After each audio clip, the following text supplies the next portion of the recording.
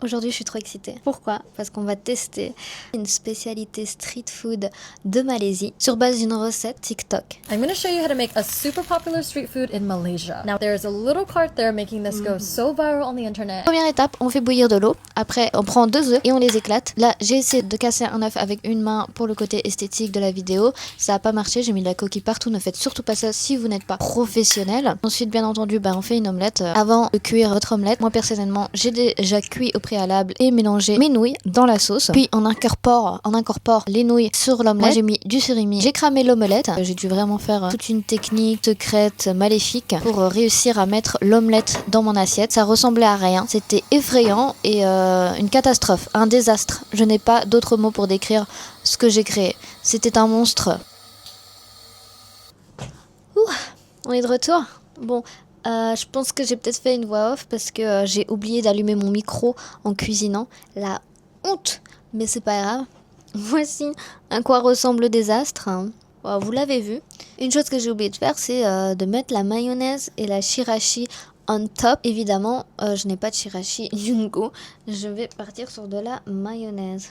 On va mettre de la mayonnaise avec de la mayonnaise parce que ici on est gourmand. C'est le genre de recette où je me demande à chaque fois si je vais en sortir vivante. Mais on va tester. En tout cas au niveau odeur, je l'ai peut-être dit dans la voix off, je sais pas encore ce qui va se passer dans la voix off. Mais au niveau odeur, ça sent le fruit de mer, ça sent super bon. Je pense que c'était une bonne idée d'opter pour du surimi au lieu de saucisse.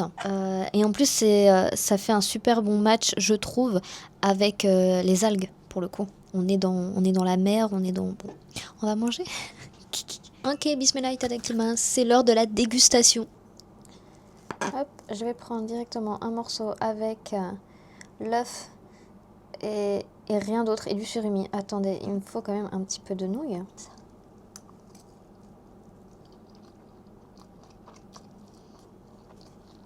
C'est super bon. Déjà, il y a un effet creamy de fou. Je m'y attendais absolument pas. En fait, j'ai pas les mots. C'est bon, je m'y attendais pas. Ça ressemble à un désastre, mais c'est le genre de désastre qui te régale en fait. Je viens de me rendre compte, mais la taille du truc, c'est... on est sur un bébé, 18 mois plus ou moins. Ouais, y a pas à dire, c'est super bon. En fait, c'est ça qui est bien. Quand on fait des recettes qu'on rate, on s'attend pas que le goût passe en fait. On se dit, ah non, j'ai cramé l'omelette. Il y a très peu de chances que gustativement ça passe. Ben en fait, ça passe. Et d'ailleurs, il n'y a pas de goût de cramé. Et de manière, l'omelette, elle a juste bien collé à la poêle. Elle n'était pas vraiment cramée. Okay.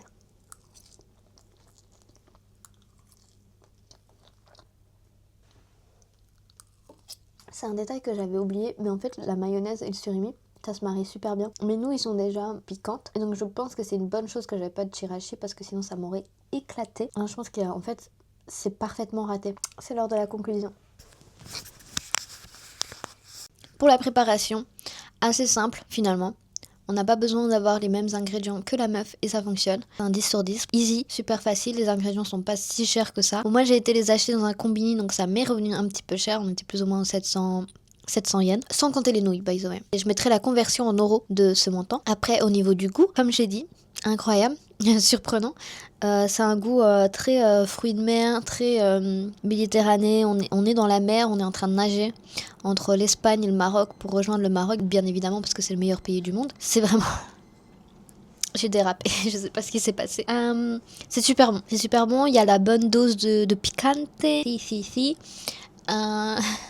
Je suis fatiguée de moi, c'est fatigant. Bah, du coup, niveau goût, je mettrai une note de 8 sur 10 parce qu'il faut pas déconner, on peut faire mieux. Mais globalement, c'est bon quand t'as la flemme, quand t'as pas le temps, mais que tu veux quand même bien te défoncer le ventre en regardant un K-drama. Je trouve que c'est la recette parfaite. Ça reste de la street food, quoi. C'est pas super healthy. Ça, je pourrais pas le manger tous les jours. En plus, j'ai repris la salle là, en ce moment, je pense que ça se voit. Et donc, ouais, c'est pas la recette la plus healthy, quoi. Mais après, à un moment donné, il faut arrêter de déconner. On n'est pas tous là à manger tous les jours pour le sain corps, pour le corps de... Bon, je suis fatiguée.